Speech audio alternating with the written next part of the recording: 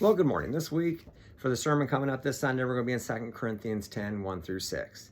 And it's the stronghold one. For the weapons of our warfare are not of the flesh, but have divine power to destroy strongholds. For we destroy arguments and every lofty opinion raised against the knowledge of God, and take every thought captive to obey Christ.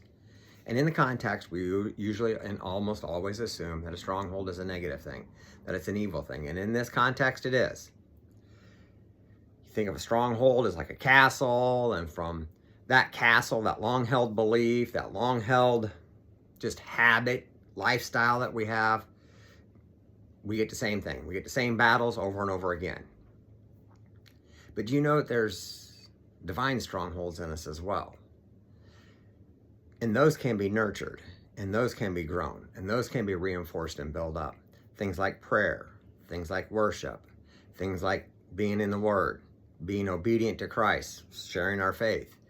If we do these things, then the good strongholds, they get the nourishment they need, the reinforcements, the extra weapons, the provisions that they need to grow. So it comes down to, what are we feeding? Which strongholds are we building? Which habits, which lifestyles do we have that we continue to reinforce? As we continue to struggle, we think, I just can't get over this.